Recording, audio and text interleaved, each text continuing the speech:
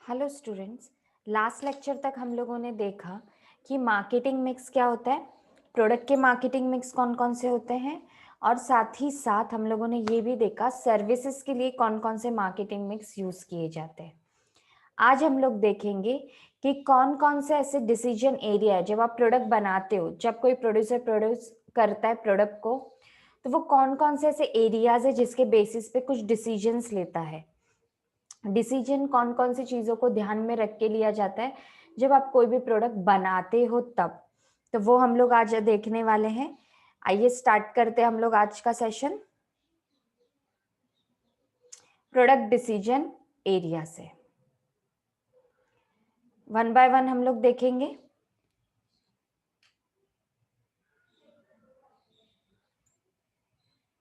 One by one हम लोग देखेंगे कि एक एक स्टेप किस तरीके से वर्कआउट करता है प्रोडक्ट डिसीजन एरिया के लिए। सबसे पहले है प्रोडक्ट डिजाइन। प्रोडक्ट डिजाइन, आप अपना प्रोडक्ट बना रहे हो तो सबसे पहले उसका डिजाइन फाइंड आउट करोगे कि कैसा डिजाइन रहेगा उस प्रोडक्ट का, किस तरीके से वो प्रोडक्ट दिखाई देगा, हैंडल करने के लिए उसमें कौन कौन से फीचर्स रहेंगे, यूज कैसे होगा। डिजाइन लेआउट बहुत ही इंपॉर्टेंट है आपके प्रोडक्ट को प्रोड्यूस करने से पहले। तो उसके लिए मार्केटिंग रिसर्च की जाती है कि रिक्वायरमेंट क्या है, किस तरीके से प्रोडक्ट को बनाना चाहिए। उसके बाद किया जाता है research and development. Marketing research करने के बाद सेकेंड स्टेप ये भी किया जाता है मार्केट में किस तरीके से हम लोग रिसर्च एंड डेवलपमेंट करके प्रोडक्ट बना सकते हैं, डिजाइन हम लोग फाइंड आउट कर सकते हैं अपने प्रोडक्ट का। यह हम लोग इस बेसिस पे फाइंड आउट कर सकते हैं। सेकेंड जो एरिया रहता है वो होता है प्रोडक्ट लेबलिंग। प्रोडक्ट के ऊपर लेबलिंग होना जरूरी है। आपने प्रोडक्ट बना लिया, अच्छा शेप सब कुछ दे दिया, साइज कलर सब फिट है, बट उसके ऊपर लेबलिंग ही नहीं है, इंफॉर्मेशन ही नहीं है अबाउट प्रोडक्ट। मैन्युफैक्चर कहाँ हुआ है, कौन सा ब्रांड है, कौन कौन से आपको फीचर्स प्रोवाइड किए जा रहे हैं, इंपॉर्टेंस क्या है, यूज कैसे करना है, इंग्रेडिएंट कौन कौन से यूज किए हैं, एक्सपायरी क्या है, मैन्युफैक्चरिंग क्या है, ये सब आता है लेबलिंग पे। तो लेबलिंग प्रॉपर होना जरूरी है क्योंकि लेबलिंग आपको इंफॉर्मेशन प्रोवाइड करता है अबाउट द प्रोडक्ट। तो प्रोडक्ट के बारे में अगर वो इंफॉर्मेशन प्रोवाइड कर रहा है तो प्रॉपर इंफॉर्मेशन देना बहुत ही ज्यादा जरूरी है। अब ये सबसे ज्यादा जरूरी है कि आप प्रोडक्ट को किस एरिया में बेच रहे हो। अगर आप इंडियन कंट्रीज में बेच रहे हो और इंडियन कंट्रीज में भी अगर आप स्टेट वाइज अगर डिलीवर कर रहे हो, रीजन वाइज, तो उसमें रीजनल लैंग्वेज का यूज होना बहुत ही ज्यादा जरूरी है क्योंकि इंग्लिश तो एक रहेगा ही कॉमन लैंग्वेज। साथ ही साथ ये बहुत ही ज्यादा जरूरी है कि वहां की जो रीजनल लैंग्वेज है, जिस एरिया में उस प्रोडक्ट को बेच रहे हो, उस रीजनल लैंग्वेज को अगर आपने कैच नहीं किया तो वहां के लोग आपके प्रोडक्ट के बारे में जानकारी नहीं ले पाएंगे। तो लैंग्वेजेस का बहुत ही ज्यादा यूज है यहाँ पर। तो लेबलिंग में आपको उस चीज का ध्यान रखना है। थर्ड है प्रोडक्ट पैकेजिंग। अट्रैक्टिव होनी चाहिए, प्रोडक्ट को देखने के बाद ही पता होना चाहिए प्रोडक्ट को देखते बराबर कि अरे पैकेजिंग इतनी अट्रैक्टिव है तो ये प्रोडक्ट तो कमाल होगा। यूज करोगे आप तो बहुत ही अच्छी तरीके से इसका बेनिफिट मिलेगा। ये प्रोडक्ट को देखते बराबर कस्टमर के माइंड में आना चाहिए। और ये माइंड में कैसे आएगा, जैसे उसकी पैकेजिंग अट्रैक्टिव होगी, सेफ्टी प्रोवाइड होना चाहिए, प्रोटेक्शन मिलना चाहिए आपके पैकेजिंग से, वो जो प्रोडक्ट है प्रिजर्वेशन मिलना चाहिए, मतलब प्रोटेक्ट होना चाहिए, सिक्योरिटी सेफ्टी खराब ना हो, कस्टमर तक पहुंचने के पहले ही वो डैमेज ना हो जाए या खराब ना हो जाए, इसकी बहुत ही ज्यादा बड़ी रिस्पॉन्सिबिलिटी होती है प्रोड्यूसर पे।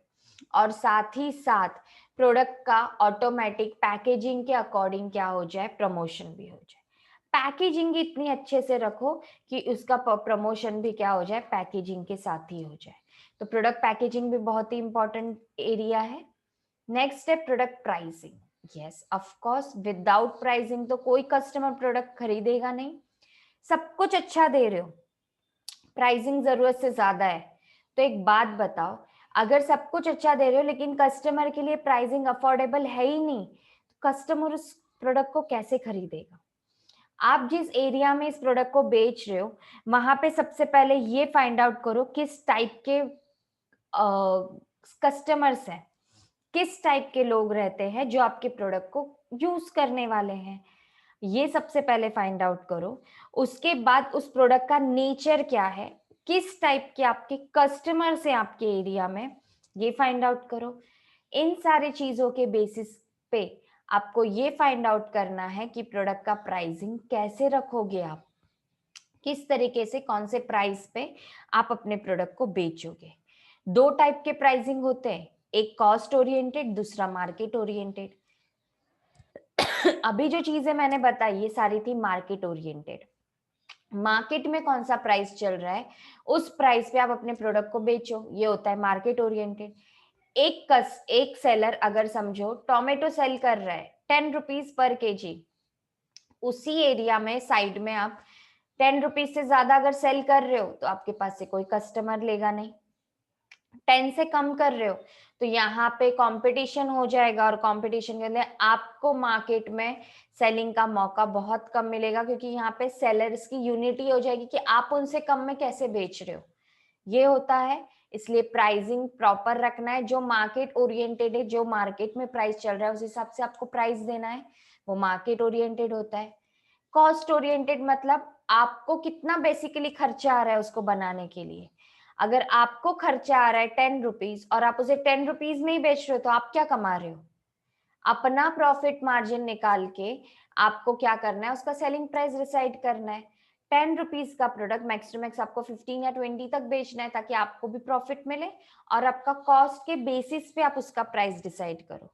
तो जो कॉस्ट के बेसिस पे डिसाइड किया जाता है वो कॉस्ट ओरिएंटेड, जो मार्केट रेट पे डिसाइड किया जाता है वो market oriented. Then product positioning, आपके प्रोडक्ट का पोजीशन क्या है मार्केट में। ब्रांडेड है तो उसका कुछ लेवल होगा, ग्रेड होगा, स्टैंडर्ड होगा, उसके हिसाब से उसका पोजीशनिंग डिसाइड होता है, और पोजीशनिंग के हिसाब से आपके ब्रांड को वैल्यू मिलती है। अमूल, डव, सनसिल्क, ये जो प्रोडक्ट्स है ये मैंने कुछ ब्रांड्स के नाम लिए। ये ब्रांड्स अगर मार्केट में आ रहे हैं और अगर समझो कोई प्रोडक्ट लॉन्च करे तो सबसे पहले ये डिसाइड करेंगे कि इनका जो ऑलरेडी प्रोडक्ट मार्केट में है इनका पोजीशन क्या है, मार्केट में इनकी ब्रांड पोजीशन क्या है, और इसको मेंटेन रखकर ही कोई भी ऐसा न्यू प्रोडक्ट लॉन्च नहीं करेंगे जिसकी वजह से इनकी गुडविल डाउन हो। उसको ध्यान में रख के ये अपना न्यू प्रोडक्ट क्या करेंगे, मार्केट में लॉन्च करेंगे। तो प्रोडक्ट पोजीशनिंग को भी ध्यान में रखना बहुत ही जरूरी है, किस टाइप के यूजेस दे रहे हो, उसके प्राइजेस क्या होंगे, फीचर्स क्या होंगे, ये सारी चीजें इंपॉर्टेंट है। नेक्स्ट है प्रोडक्ट प्रमोशन। कोई भी प्रोडक्ट मार्केट में आने के बाद उसका प्रमोशन होना चाहिए, अवेयरनेस बढ़नी चाहिए मार्केट में। अलग अलग टाइप के आपको प्रमोशंस एक्टिविटीज यहाँ पे करने हैं, सेल्समैनशिप, सेल्स प्रमोशन, स्पॉन्सरशिप, जैसे ब्रांड होगा आपका उस तरीके से आपको एक प्लेटफॉर्म यूज करना है, पब्लिसिटी करना है, पर्सनल सेलिंग, एडवर्टाइजिंग, ये सारी चीजें प्रमोशन में आती हैं। तो इस तरफ भी आपको ध्यान देना है। अगर इसमें से कोई चीज अगर समझो नहीं कर रहे हो, अवेयरनेस नहीं बढ़ेगी, लोगों को आपके प्रोडक्ट के बारे में जानकारी नहीं मिलेगी। उसके बाद है product warranty and services. Product की वारंटी देना जरूरी है। जब कोई कस्टमर आएगा सेलर के पास तो सबसे पहले वो ये पूछता है कि इस प्रोडक्ट की वारंटी कितनी है, कितने टाइम तक मुझे इसकी वारंटी और आप कितनी गारंटी दे रहे हो। तो warranty and service, service means after sale services. Warranty में अगर आपका प्रोडक्ट है अप टू 1 ईयर तक एक मिनिमम वारंटी आपको मिलती है। 1 ईयर तक का वारंटी है तो इस वारंटी पीरियड में कुछ भी प्रॉब्लम है तो आपको फ्री ऑफ कॉस्ट क्या हो जाता है, वो रिजॉल्व हो जाता है। कभी कभी प्रोडक्ट आपको एक्सचेंज करके भी मिल जाते हैं, कभी प्रोडक्ट आपको फ्री ऑफ कॉस्ट रिपेयर करके मिलते हैं, सारे प्रॉब्लम्स आपके सॉल्व हो जाते हैं। तो प्रोडक्ट की वारंटी आपको प्रेफरेबल देना जरूरी है। सेकेंड थिंग, आप अपने प्रोडक्ट के लिए आफ्टर सेल सर्विसेज कैसे दे रहे हो। मतलब अगर प्रोडक्ट खराब हो रहा है तो अपनी एक टीम होती है, हर एक ब्रांड की एक टीम होती है, हर एक कंपनी की एक टीम होती है जो कस्टमर के घर तक जाके उनके प्रॉब्लम को रिजॉल्व करती है, उसे बोलते हैं आफ्टर सेल सर्विसेज। ये सर्विसेज आपकी किस टाइप की हैं, ये भी बहुत ही ज्यादा इंपॉर्टेंट होता है जब कस्टमर आपके प्रोडक्ट को खरीदता है, तो इसके ऊपर भी आपको ध्यान देना है। And the last, product distribution. आपने प्रोडक्ट बना लिया, ये सारी चीजें आपने कैलकुलेट कर ली, प्रोडक्ट को डिस्ट्रीब्यूट ही नहीं कर रहे हो मार्केट में प्रॉपरली। जहां पे डिमांड है वहां पे प्रोडक्ट पहुंच नहीं रहा है, जहां पे डिमांड नहीं है वहां पे प्रोडक्ट पहुंच रहा है। तो ये बहुत ही बड़ी प्रॉब्लम है। अगर प्रोडक्ट का डिस्ट्रीब्यूशन प्रॉपरली नहीं होगा, तो राइट डिस्ट्रीब्यूशन नहीं होगा, तो प्रोडक्ट कस्टमर आपके प्रोडक्ट के लिए वेट नहीं करेंगे। वो प्रोडक्ट का ब्रांड क्या कर लेंगे, स्विच कर लेंगे, किसी और प्रोडक्ट की तरफ चले जाएंगे। तो आपको जब प्रोडक्ट बनाना है और बेचना है तो इसका भी ध्यान रखना है कि प्रॉपर डिस्ट्रीब्यूशन हो रहा है या नहीं हो रहा है। तो ये सारे प्रोडक्ट डिसीजन एरियाज हैं जिसके ऊपर आपको ध्यान देना है कि प्रोडक्ट जब भी आप प्रोड्यूस कर रहे हो, डिजाइन कर रहे हो, तो ये सारी चीजें आपको कैलकुलेट करनी है। नेक्स्ट है product life cycle. Product life cycle आपको पिक्चर में दिख रहा होगा, एक ग्राफ है। प्रोडक्ट लाइफ साइकिल मतलब कुछ स्टेजेस होती है। जब प्रोडक्ट मार्केट में लॉन्च किया जाता है तो लॉन्च करने के बाद वो product life time as it is नहीं रख सकते आप। कुछ स्टेजेस के थ्रू उसको जाना पड़ता है, कुछ स्टेजेस के थ्रू उसको पास ऑन होना पड़ता है। आपने कोई न्यू प्रोडक्ट मार्केट में लॉन्च किया तो जरूरी नहीं है आज जो मार्केट में उसकी डिमांड है ऑलवेज मार्केट में उसकी सेम डिमांड रहे। बिल्कुल जरूरी नहीं है ये चीज, क्योंकि अगर समझो वो सेम डिमांड में रहेगा तो या तो वो बहुत ही अच्छा प्रोडक्ट है या उसको कोई कम्पीट करने वाला नहीं है। तो ऐसा बिल्कुल भी नहीं होता है मार्केट में। मार्केट में जब भी आप कोई प्रोडक्ट को लॉन्च करते हो तो एक पर्टिकुलर टाइम के बाद प्रोडक्ट डिक्लाइन होता है, डिक्लाइन होने लगता है। प्रोडक्ट कंज्यूमर के माइंड से निकल जाता है। एक बार कंज्यूमर सोचेगा अब मुझे प्रोडक्ट को परचेस नहीं करना है क्योंकि अब मैं बोर हो गया हूँ इस प्रोडक्ट से, मुझे कुछ न्यू चाहिए। मतलब आपका प्रोडक्ट मार्केट से डिक्लाइन हो रहा है। आपको अगर अपने प्रोडक्ट को मार्केट से डिक्लाइन नहीं होने देना है तो आपको कुछ ना कुछ एफर्ट्स लेने हैं, कुछ आपको पॉइंट ध्यान रखना है जिसकी वजह से आप क्या करो, एफर्ट्स लेके आप उस प्रोडक्ट को फिर से या तो रीलॉन्च कर दो या तो न्यू प्रोडक्ट मार्केट में ले आओ या फिर जो ऑलरेडी प्रोडक्ट है उसमें क्या कर दो, कुछ न्यू फीचर्स ऐड कर दो ताकि जो आपका प्रोडक्ट है वो मार्केट में बना रहेगा, कस्टमर सेटिस्फाइड रहेंगे और वो हैप्पी रहेंगे आपके प्रोडक्ट से क्योंकि आपने टाइम टू टाइम चेंजेस किए। अब इसका एक एग्जांपल लेते हैं। आपने देखा होगा मार्केट में प्रोडक्ट्स पर्टिकुलर पीरियड के बाद चेंज हो जाते हैं, उसका शेप, उसका डिजाइन, उसके फीचर्स, उसका कभी कभी नाम भी। तो ये इसीलिए होता है कि एक पर्टिकुलर पीरियड के बाद उसका जो लेआउट है इवन उसको लेके भी कस्टमर को प्रॉब्लम होने लगती है कि always why same, same same क्यों ऑलवेज। तो वो प्रोडक्ट को स्विच करने का सोचते हैं, ब्रांड स्विच करने का सोचते हैं। तो पर्टिकुलर कंपनी ये सोचती है कि हम लोग ये प्रोडक्ट को क्या कर दे, रीलॉन्च कर दे। पहले जो आप डेयरी मिल्क खाते हो ये रैपिंग, इसका रैपिंग होता था, पेपर रैपिंग होता था, अंदर गोल्डन रैप रहता था, उसके ऊपर पेपर का रैपिंग होता था और फिर ये आपको सेल की जाती थी। इवन किटकैट अल्सो, सारे प्रोडक्ट्स आपको कैडबरी के ऐसे ही मिलते थे। बट अब क्या हो गया, चेंज हो गया। उन्होंने क्या किया, एक प्लास्टिक रैपिंग किया, उसके साथ साथ लेआउट चेंज किया। धीरे धीरे धीरे जैसे जैसे कैडबरी के प्रोडक्ट्स बढ़ रहे हैं वैसे वैसे क्या हो रहा है, नाम चेंज हो रहा है, लेआउट चेंज हो रहा है, कलर चेंज हो रहा है, थीम चेंज हो रही है। ये करना जरूरी होता है। ये होता है प्रोडक्ट लाइफ साइकिल के एक पर्टिकुलर पीरियड के बाद अगर चेंज नहीं करोगे तो आपका प्रोडक्ट मार्केट में क्या हो जाएगा, जीरो हो जाएगा और मार्केट से धीरे धीरे आउट हो जाएगा। तो देखते हैं, देखो नीचे आपको दिया है, a product process passes through different stages और phases during its life time. पूरे लाइफ टाइम में उसको क्या है, इस स्टेजेस के थ्रू पहुंचना ही पड़ता है। तो हम लोग वन बाय वन स्टेजेस देखते हैं। स्टार्ट होता है प्रोडक्ट डेवलपमेंट स्टेज। सबसे पहले मार्केट में जब प्रोडक्ट लॉन्च किया जाता है तो फर्स्ट स्टेज होता है प्रोडक्ट डेवलपमेंट स्टेज। यहाँ पे न्यू प्रोडक्ट लॉन्च करते हैं, न्यू आइडियाज लॉन्च करते हैं, आइडियाज बनाते कि मेरा प्रोडक्ट कैसे रहेगा, ये डेवलपमेंट स्टेज में आता है। फिर उसके ऊपर रिसर्च किया जाता है कि मैं जो आइडिया के थ्रू सोच रहा हूँ ये बेनिफिशियल है या नहीं। फिर प्रोडक्ट का ट्रायल होता है और फिर अवेयरनेस क्रिएट होती है कि ये प्रोडक्ट मार्केट में आने वाला है। उसके बाद प्रोडक्ट को इंट्रोड्यूस किया जाता है मार्केट में। सबसे पहले खबर पहुंच जाती है लोगों तक कि प्रोडक्ट मार्केट में आने वाला है। फिर मार्केट में इंट्रोडक्शन होता है, मार्केट में उस प्रोडक्ट का इंट्रोडक्शन होता है एक लिमिटेड रेंज में। कुछ टारगेट करेंगे मार्केट में, वहां पे हैवी एक्सपेंडिचर करके एडवर्टाइजमेंट करेंगे, अपना प्रोडक्ट मार्केट में लॉन्च करेंगे और ये देखेंगे मार्केट में उसका सेल कितना है। अगर सेल अच्छा खासा है और समझो बहुत ही अच्छे आपको डिमांड आ रही है उस प्रोडक्ट को लेके, तो मतलब आपके प्रोडक्ट ने मार्केट को धीरे धीरे कैप्चर करना चालू किया है, फिर ऑल ओवर दी मार्केट इसे क्या किया जाता है, डिस्ट्रीब्यूट किया जाता है।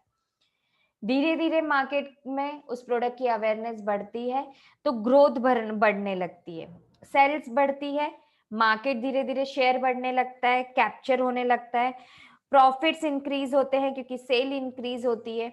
तो इसके साथ साथ ग्रोथ स्टेज आता है। ग्रोथ स्टेज में ये सारी चीजें होती हैं, प्रॉफिट इंक्रीज होते हैं, प्रॉफिट शेयर इंक्रीज होता है, प्रोडक्ट की रेंज बढ़ जाती है, बहुत ज्यादा तौर पे आप क्या कर सकते हो, इसे सेल कर सकते हो, प्रमोशन मिलता है, प्राइसिंग बहुत ही अच्छे से मिलती है। मतलब एक ग्रोथ स्टेज प्रोडक्ट धीरे धीरे डेवलप होने के बाद ग्रोथ लेवल पे पहुंच जाता है।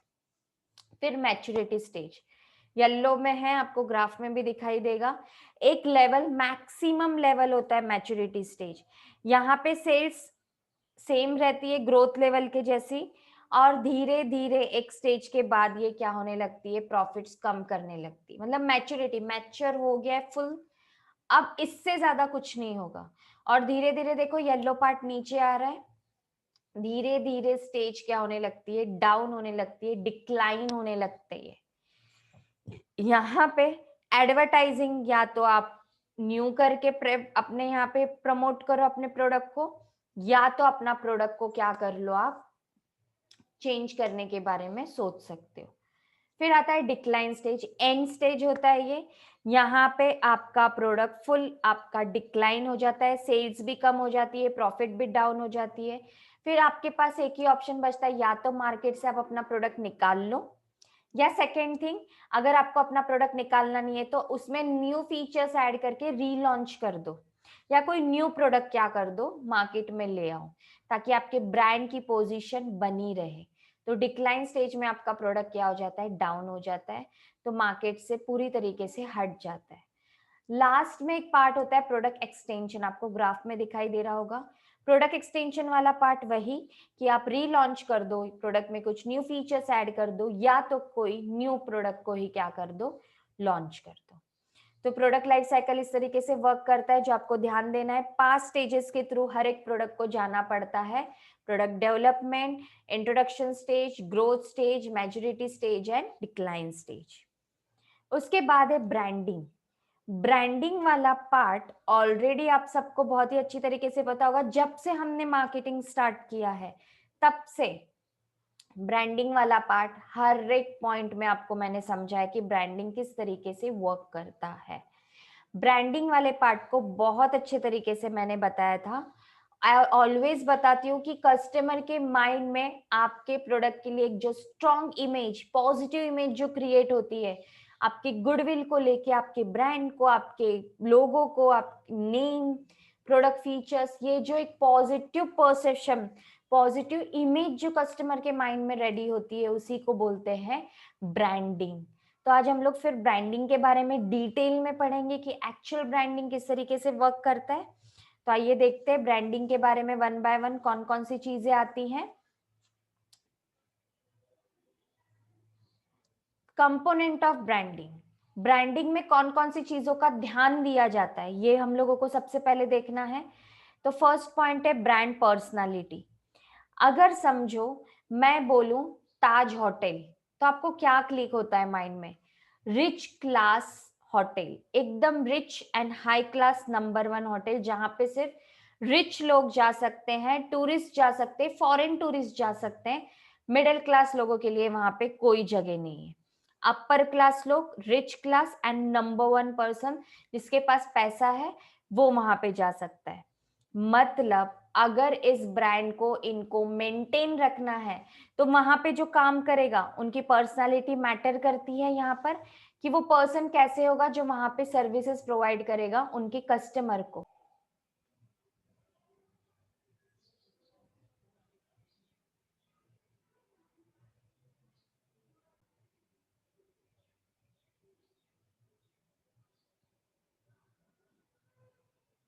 साथ ही साथ एक चीज का और एक ध्यान देना जरूरी है आपको कि ब्रांड पर्सनालिटी में प्रोफेशनल्स तो होंगे, क्योंकि वो उस क्लास को, जो भी वहां पे रिच लोग आएंगे, अपर क्लास लोग आएंगे, उनको वो बेनिफिट्स प्रोवाइड करेंगे, सर्विसेज प्रोवाइड करेंगे।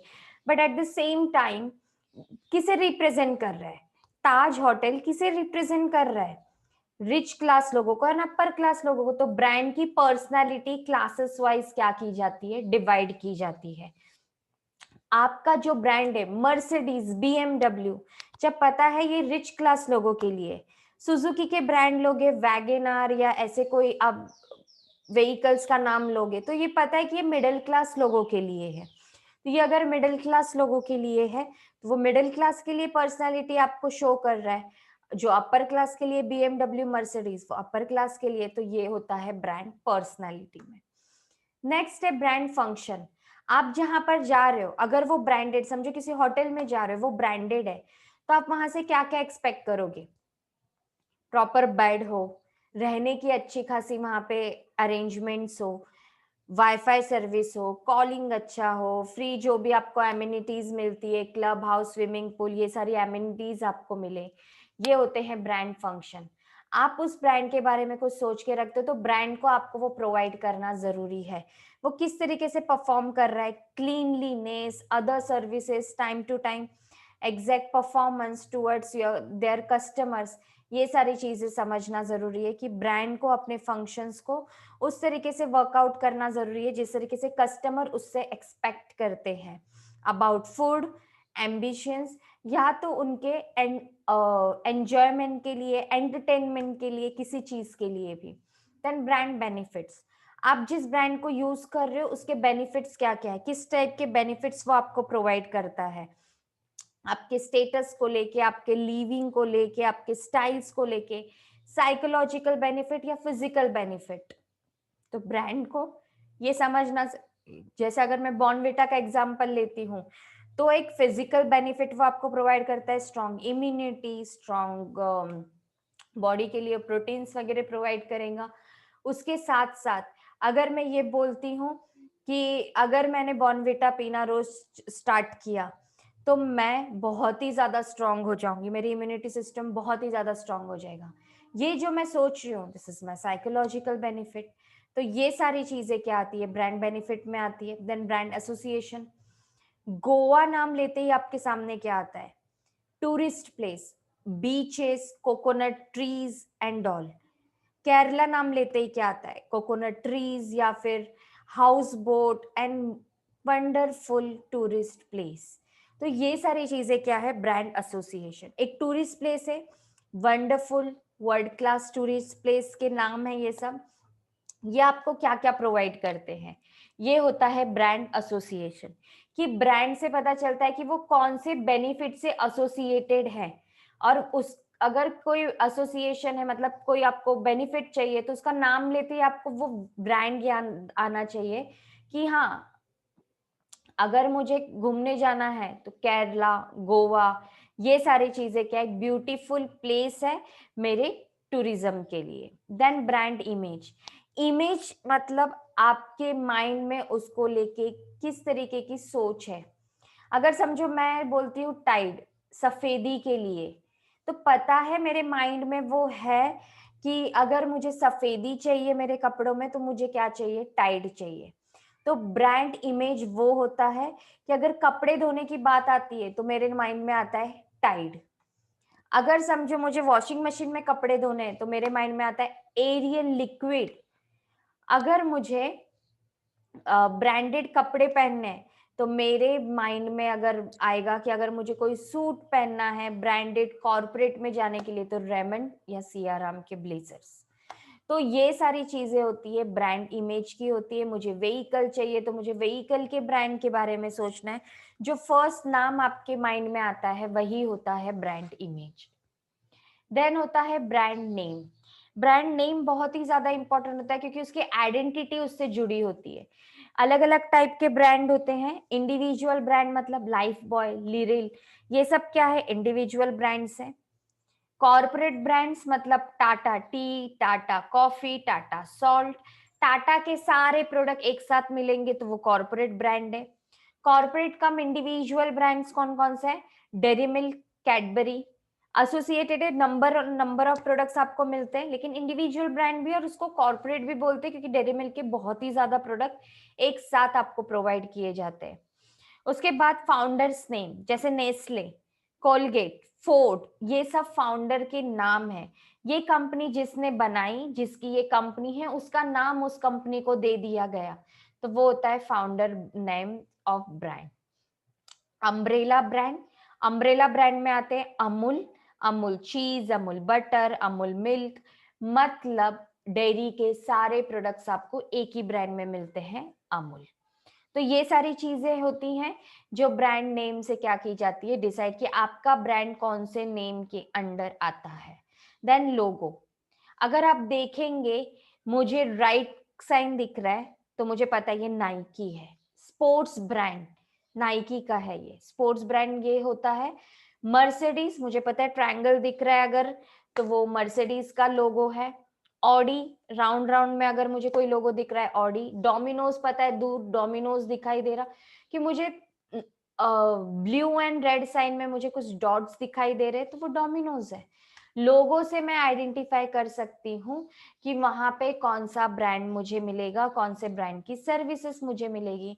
रेड में अगर एम लिखा है येलो में, तो मुझे पता है यहाँ पर मैकडोनल्ड्स है। तो ये ब्रांड लोगो, लोगो भी बहुत ही ज्यादा इंपॉर्टेंट होता है ब्रांडिंग में।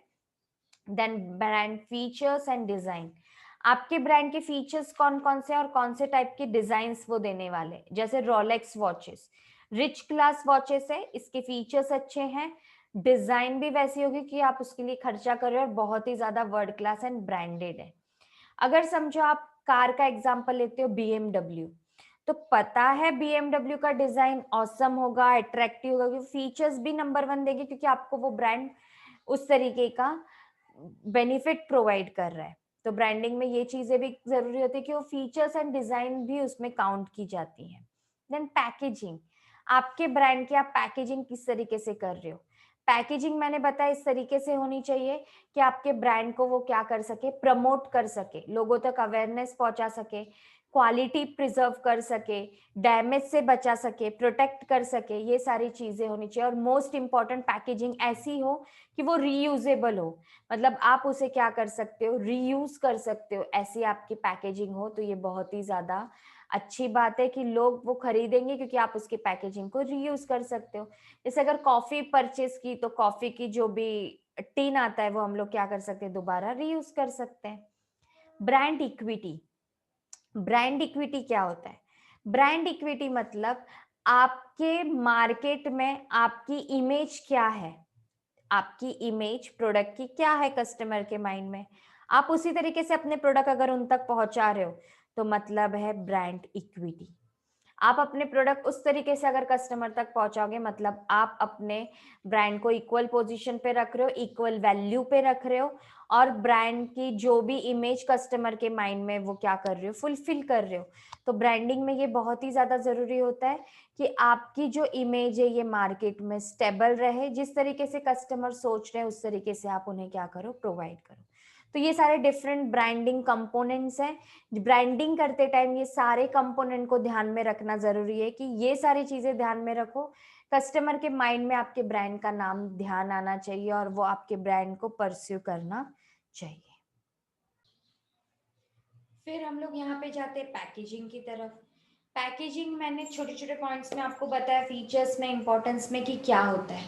अब हमें डिटेल में पढ़ना है कि पैकेजिंग होता क्या है, पैकेजिंग किस तरीके से वर्क किया जाता है, मतलब क्यों किया जाता है। एक्चुअली मैंने आपको ये तक बताया था लास्ट वीडियो में कि पैकेजिंग एंड पैकिंग में डिफरेंस होता है। पैकिंग मतलब अलग एंड पैकेजिंग मतलब अलग।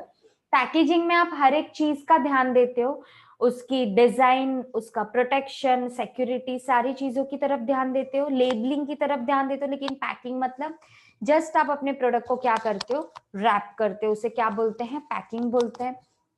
तो पैकिंग एक अलग चीज है, पैकेजिंग एक अलग चीज है। अपने प्रोडक्ट को अगर किसी डैमेज से बचाना है और अपने कस्टमर तक एज इट इज पहुंचाना है तो आप इसे बोलोगे पैकेजिंग। उसके ऊपर लेबलिंग भी होता है। पैकेजिंग में लेबलिंग आता है क्योंकि यहाँ पे आप उसमें सारी इंफॉर्मेशन अपने प्रोडक्ट की क्या करते हो, बताते हो अपने कस्टमर को।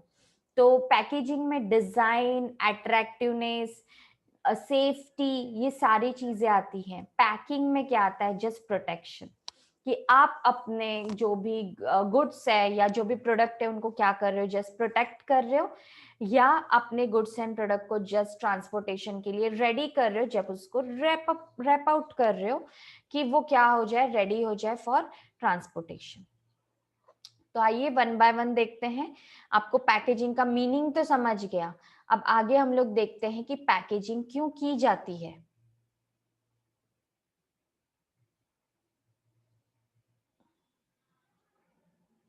पैकेजिंग क्यों की जाती है, इसेंशियल्स ऑफ गुड पैकेजिंग। कौन कौन से पैकेजिंग के पार्ट्स है जो ध्यान में रखे जाते हैं जब आप पैकेजिंग करते हो तब। सबसे पहले सुटेबिलिटी, हैंडल करने के लिए प्रॉपर हो जाता है, सूटेबल हो जाता है हैंडल करने के लिए। तो सुटेबिलिटी को ध्यान में रखना जरूरी है कि जब आप अपने प्रोडक्ट मार्केट में बेच रहे हो, ऐसा ना हो प्रोडक्ट तो मार्केट में बेच दिया लेकिन वो सूटेबल ही नहीं है। अगर वो सूटेबल नहीं है तो मार्केट में कोई आपके प्रोडक्ट परचेस नहीं करेगा। फॉर एग्जाम्पल मेडिसिन, प्रेफरेबल है कि वो प्लास्टिक बॉटल में आप प्रोवाइड करो ताकि वो टूट ना जाए, गिर ना जाए। तो ये सूटेबिलिटी, ताकि वो प्रॉपरली हैंडल कर सके। अट्रैक्टिव, कोई ऐसी चीज है जो गिफ्ट के लिए देनी है, या कोई ऐसी चीज है जिसका आपको क्या करना है, अट्रैक्ट करना है लोगों को। तो अट्रैक्टिव पैकेजिंग होना उसका बहुत ही ज्यादा जरूरी है कि वो प्रॉपरली क्या हो, कस्टमर आपके प्रोडक्ट की तरफ अट्रैक्ट हो। देन बायर स्पेसिफिकेशन, आपका जो प्रोडक्ट है आप किस टाइप के बायर्स के लिए बना रहे हो, उस टाइप के बायर के हिसाब से अपने प्रोडक्ट को क्या करो, आप डिजाइन करो, स्पेसिफाई करके कि आपके प्रोडक्ट के बायर किस टाइप के हैं, किस नेचर में आते हैं। जैसे अगर मैं BMW मर्सिडीज का एग्जांपल लूं तो ये रिच क्लास है, उसकी सर्विसिंग आप वैसे दोगे, स्पेसिफिकेशन आप वैसे दोगे। लेकिन अगर समझो कोई लोअर क्लास पीपल के लिए, मिडिल क्लास पीपल के लिए कोई प्रोडक्ट है, नॉर्मल पीपल्स के लिए कोई प्रोडक्ट है, तो उसका स्पेसिफिकेशन उस तरीके से रहेगा। उसके बाद है कन्वीनियंस टू कस्टमर, हैंडल करने के लिए कन्वीनियंट होना चाहिए, उसका साइज, उसका शेप, उसका कलर, ये सारी चीजें पैकेजिंग में ध्यान में रखनी है कि ये सारी चीजें कन्वीनियंट हो एक कस्टमर के लिए। Then convenient to dealer, purchase करने के बाद कस्टमर की है, जब वो बेच रहा है उसके पहले तो ये किसकी है, डीलर की है, सेलर की है, उनके लिए भी ये कन्वीनियंट हो स्टोर करने के लिए या हैंडल करने के लिए, ताकि वेस्टेज कम से कम हो, डैमेजेस कम से कम हो। देन डिपेंडेबल, डिपेंडेबल हो, क्वालिटी को लेके, क्वांटिटी को लेके पैकेजिंग ऐसी हो कि एक दूसरे पे क्या हो, वो डिपेंड हो, क्वालिटी भी प्रिजर्व करे और प्राइस भी उसका ज्यादा होना नहीं चाहिए, क्वालिटी क्वांटिटी दोनों के साथ क्या हो, वो इक्वल हो। देन इजी इन आइडेंटिफिकेशन, आपके प्रोडक्ट की पैकेजिंग यूनिक रखो, अलग रखो थोड़ी, ताकि कस्टमर आपके पैकेजिंग को देख के तुरंत आइडेंटिफाई कर ले कि ये ब्रांड कौन सा है और प्रोडक्ट कौन सा है। तो पैकेजिंग अट्रैक्टिव के साथ साथ आइडेंटिफाइंग भी होनी चाहिए कि इजीली वो क्या हो जाए, आपके सिंबल से, आपके लोगो से, या आपके कलर या शेप से वो क्या हो जाए, आइडेंटिफाई कर सके। Then easy in displaying, display करने के लिए भी वो इजी हो, ज्यादा बड़ी पैकेजिंग ना हो या कलर ऐसा ना हो कि लोग उसे देख ही ना पाए, कलर भी थोड़ा ऐसा हो कि वो अट्रैक्टिव भी हो और देखने के लिए अच्छा भी हो, प्रॉपरली आप डिस्प्ले कर सको उन्हें अपने डिस्प्ले कबर्ड में। तो ये सारी चीजें भी ध्यान देनी है। इकोनॉमी मतलब कॉस्ट रिलेटेड, पैकेजिंग इतनी ना हो जाए कि उसका कॉस्ट एक्चुअल प्रोडक्ट से ज्यादा हो जाए, पैकेजिंग का कॉस्ट ज्यादा है और एक्चुअल प्रोडक्ट उतने का है नहीं, तो वो इकोनॉमिकल नहीं है। आपकी पैकेजिंग इकोनॉमिकल भी होनी चाहिए कि लोगों को वो क्या हो सके, अफोर्ड हो सके, साथ साथ कस्टमर के साथ साथ वो सेलर के लिए भी अफोर्डेबल हो सके, तो इकोनॉमिकल होना जरूरी है। Confirm to standard, standard maintain हो, स्पेशली अगर कोई फॉरेन ट्रेड में अगर आप बेच रहे हो कोई भी ऐसे प्रोडक्ट जो फॉरेन ट्रेड के लिए है, तो उसका स्टैंडर्ड मेंटेन रहे, स्टैंडर्ड ठीक ठाक रहे, पहुंचने तक तो पता चले कि इसका जो क्वालिटी है वो परफेक्ट है, उसका पैकेजिंग उसके स्टैंडर्ड के अकॉर्डिंग होना जरूरी है। रीयूज वैल्यू, रीयूज मतलब मैंने जैसे बताया, अगर आपकी पैकेजिंग ऐसी है कि उसके उसमें जो प्रोडक्ट है उसे यूज करने के बाद भी उस पैकेजिंग को लोग फेंक ना दें, उसे रीयूज करें। जैसे ऑयल के कैंस आते हैं जिसे आप रीयूज कर सकते हो, कोई टीन्स रहते हैं, कॉफी टीन वगैरह, टी टीन, तो इसको आप यूज कर सकते हो, इन डब्बों को फिर से आप यूज कर सकते हो, वो होता है रीयूज वैल्यू। पैकेजिंग अगर ऐसी दोगे कि उसे आप रीयूज कर सको, कस्टमर जरूर खरीदेंगे। हैंडीनेस, हैंडल करने के लिए प्रॉपर होनी चाहिए, कन्वीनियंट होनी चाहिए, कहीं भी कैसे भी आप इजीली उसे हैंडल कर सको। हैंडलिंग इंस्ट्रक्शन उस पर प्रोवाइड होना चाहिए। जब आप कोई इलेक्ट्रॉनिक आइटम लेते हो या कोई ऐसी आइटम लेते हो जो ब्रेक हो सकती है, तो वहां पे हैंडलिंग इंस्ट्रक्शन दिया रहता है कि आपको किस तरीके से इस प्रोडक्ट को हैंडल करना है। तो पैकेजिंग के ऊपर आपको हैंडलिंग इंस्ट्रक्शंस भी प्रोवाइड करने हैं। सप्लीमेंट्री पैकिंग, आप कोई टीवी या फ्रिज परचेस कर रहे हो तो अंदर देखिए थर्माकोल या स्पंज रहता है, उसके ऊपर आपको बॉक्स रहता है जिसमें पैकिंग होके आती है, तो वो होती है सप्लीमेंट्री पैकिंग। अंदर गुड्स ब्रेक ना हो इसलिए सपोर्ट के लिए उस पंच को प्रोवाइड किया जाता है, उसके अंदर उसकी पैकिंग की जाती है, क्योंकि वो ग्लास वेयर्स होते हैं, ग्लास आइटम्स होते हैं, तो उन्हें सपोर्ट मिले, डैमेज ना हो, वो होता है supplementary packing. Match with the product, product किस टाइप का, इस टाइप की पैकेजिंग रखो। ऐसा नहीं है कि प्रोडक्ट कोई और है, उसकी पैकेजिंग कोई और है, वो प्रोडक्ट से मैच ही नहीं हो रही है, तो आपका प्रोडक्ट आइडेंटिफाई भी नहीं होगा। प्रोडक्ट से अपनी पैकेजिंग को क्या होना जरूरी है, मैच होना जरूरी है, तो ही आपका प्रोडक्ट क्या किया जाएगा, आइडेंटिफाई किया जाएगा मार्केट में। तो गुड पैकेजिंग के लिए ये सारे इसेंशियल जरूरी है। इन सारी बातों को ध्यान में रख के एक सेलर को अपनी प्रोडक्ट की पैकेजिंग करनी चाहिए। तो आज हम लोगों ने देखा कि आपके प्रोडक्ट के डिसीजन एरियाज कौन कौन से, जब आप कोई प्रोडक्ट बनाते हो तो किस तरीके से कौन कौन से एरियाज में आपको डिसीजन लेना है। सेकंड, आपने देखा आपका प्रोडक्ट का लाइफ साइकिल क्या रहता है, आपका प्रोडक्ट कौन से स्टेजेस से गो थ्रू किया जाता है जब वो मार्केट में लॉन्च होता है, किस तरीके से लॉन्च होता है, ये भी हम लोगों ने देखा। उसके बाद हम लोगों ने देखा ब्रांडिंग, ब्रांडिंग से रिलेटेड हमने उसके कंपोनेंट्स देखे किस तरीके से ब्रांडिंग वर्क करता है। और अब हम लोगों ने देखा पैकेजिंग की, किस तरीके से पैकेजिंग की जाती है और कौन कौन सी चीजों का ध्यान रखना है जब आप पैकेजिंग करो। नेक्स्ट लेक्चर में हम लोग देखेंगे प्रोडक्ट पोजिशनिंग क्या होता है, सर्विस पोजिशनिंग क्या होता है, एंड प्राइसिंग क्या होती है। ये चीज 3 मेन कंसेप्ट हम लोग नेक्स्ट लेक्चर में कवर करने वाले हैं। तो नेक्स्ट लेक्चर में हम लोग मिलते हैं with new concepts and new pricing methods. Pricing किस तरीके से डिसाइड करते हैं, एक बहुत ही इंपॉर्टेंट एंड जनरल नॉलेज के लिए भी यूजफुल कंसेप्ट हम लोग नेक्स्ट लेक्चर में पढ़ेंगे। Till then, bye bye, have a good day, take care.